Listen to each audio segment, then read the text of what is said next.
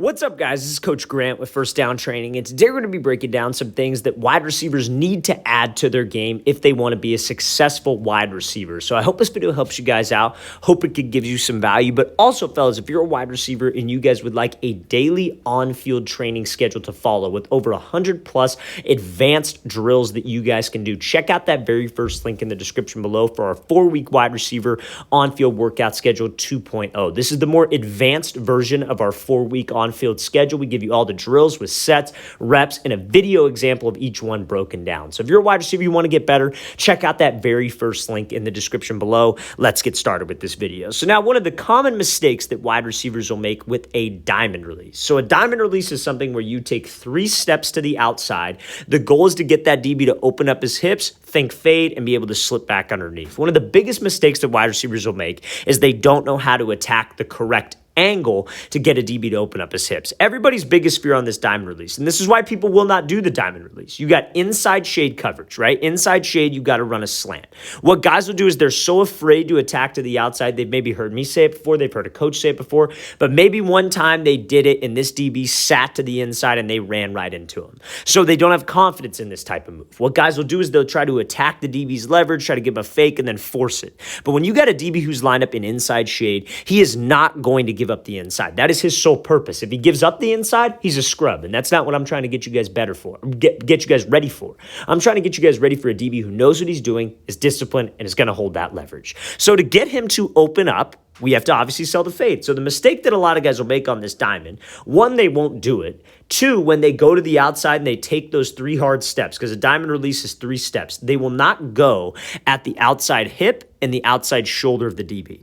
They go at a 45-degree angle and they go too wide, leaving too big of a gap between us, between me and the DB. So we have to make sure that my angle is correct in order to get him to flip his hips and make him more likely to go. Because a lot of guys will come off the line and they'll just attack at a 45. They'll literally go on this angle. Now, they might be going vertical. They might be getting past the line of scrimmage. But when you guys try to put the brakes on and there's maybe about a yard or 2 from you and the DB, he's just going to recover and he's going to be able to play my front hip and get a play on this ball. So we have to make sure we have to attack the hip and the shoulder of the DB. Now, you see how this wide receiver off the line, he takes that little hesitation hop step. All that is for is just to close the distance and to step on the DB's toes, make him a little bit uncomfortable. So when I go at his outside hip and shoulder, he's right there, hip to hip with me. I could throw him by if I needed to, but it sells the fade more. You have to understand the correct angle off the line of scrimmage because that is what's going to get that DB to open up. Now, a lot of guys will do this. A lot of guys will take the correct angle, but they don't know how to sell the route correctly. So guys will come off the ball, but they'll attack the right angle, and they take 3 choppy steps. They don't go anywhere. Nobody runs a fade with choppy steps. Number 2, what guys will do is they'll take the full 3 steps, but right before they hit that 3rd cut, their hip and their shoulder will start to turn. It'll start to turn inside, giving away the slant, which is exactly where the DB is watching. A disciplined DB is going to be reading your body language. So if you start to turn your body language before the cut gets down, that's an indicator. You have to commit your hips. You got to commit your shoulders. You have to attack the right angle, his outside hip and shoulder, and run hard. That is what's going to get you open on this diamond release. Don't be afraid to do this. If we have to have the mindset that if this doesn't work, that is my fault. I could have made it better. I could have ran a better route. Maybe you reached on the cut and you got stuck at the break. But you need to have that mindset as a receiver. Whatever. It's not about what the DB does right. It's about what I do wrong. I should have a plan for every single scenario that he is throwing at me. Let's play this thing again, full speed one more time. Great job by this wide receiver attacking the correct angle and getting in and out of that diamond release slant. So now, next thing that I feel wide receivers need to hear at the top of the route, you got to make sure that we don't give this DB an indicator with my pad level, just like on the last example with the diamond release, but it's not about rounding it. It's about raising it. So you hear me say it all the time. You hear probably other wide receiver coaches say it too. Keep a good pad level. Don't raise your pad level. What does that exactly mean? So when you're going up into a route, this wide receiver is running like a curl route or a stop route. This applies for any route. This applies for a post route, a dig, a comeback, anything.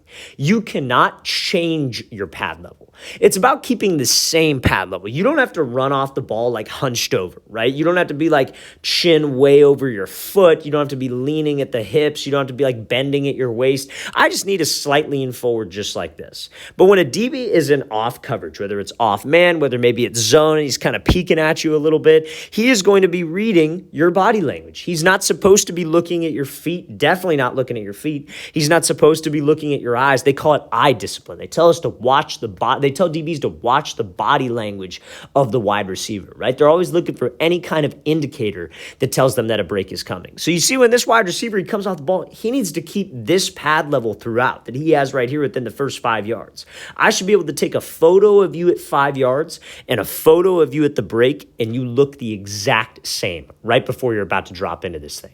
But this wide receiver doesn't do that, and that's why this route gets strapped up, because he starts to raise, right? He starts to raise his pad level. He starts to lean back. And when you start to raise your pad level, number one, you're lifting up, which is an indicator. Number two, that's going to slow you down. When you're trying to run hard, like if you're racing somebody, you're not running with your chin up in the air and your chest up in the air. You're freaking running. You got a slight lean forward. You're trying to go as hard as you can to beat that guy in the race.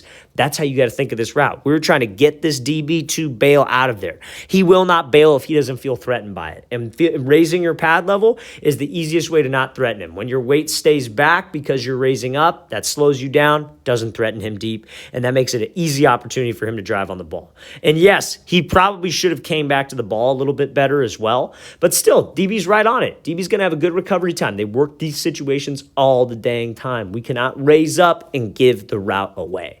Now, I know what some of you are thinking, well, coach, couldn't I use this to my advantage? Couldn't I raise my pad level and slow down to get this guy to slow down and then go take him deep? And yeah, you could. That's just not the situation we're talking about. Every time I talk about that, people always go, well, couldn't I do that? Couldn't I raise up and slow down to get him to slow down? It's like, yes, it's called the stop and go. That's what it's called. There's an actual route for that. You can't just change up the route in the middle of the play.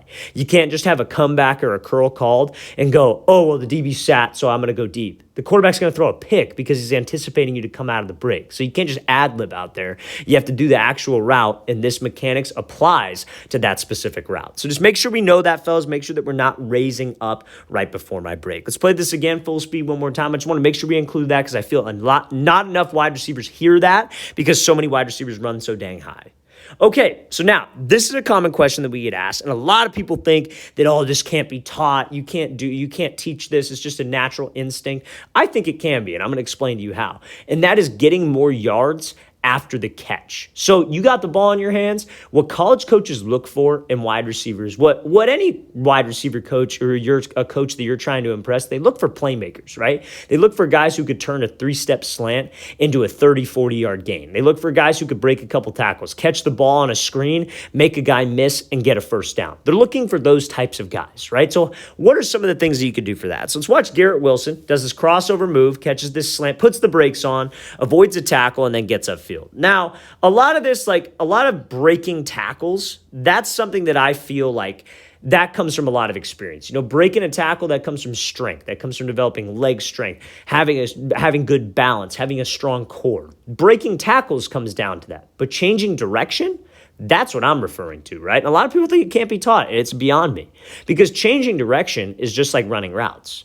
Like you're running a route, like let's say you're running you're here and you're trying to run like a post, right? Like let's say you're this wide receiver. To make a cut on a post, you're going to have to put that foot in the ground. You're going to have to stick hard. You're going to have to sell the movement, just like when you get the ball in your hands. It's ridiculous that people think it can't be taught because it is. It's basically you're running routes with the ball in your hand.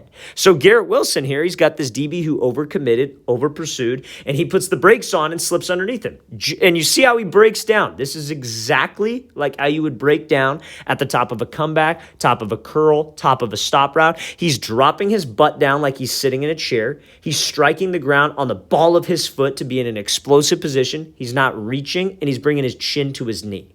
Because when you have speed, this is how you put the brakes on. Sit in that chair, pull the chin to your knee. That low position right there, that drop on a dime, is how we decelerate and how we get in and out of the route.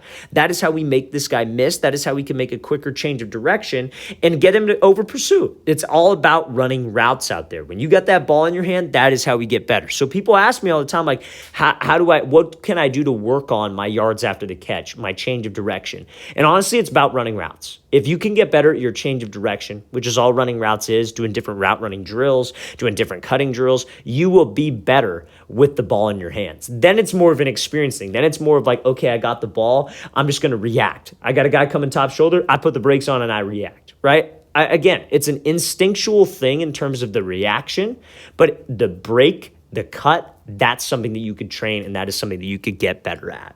Let's play this thing again, full speed one more time. So I hope that addressed some of your questions on that, fellas. I know a lot of you ask about change of direction, how we can get better at it. That is exactly how. Act like we are running routes. All right, fellas, really want to thank you for watching. I really appreciate it. If you guys would like a 4-week, again, on-field training schedule for wide receivers, check out that very first link in the description below. And again, if you guys have any questions or comments, we'd love to hear your feedback. Leave those in that comment section below. I'll see you guys next time.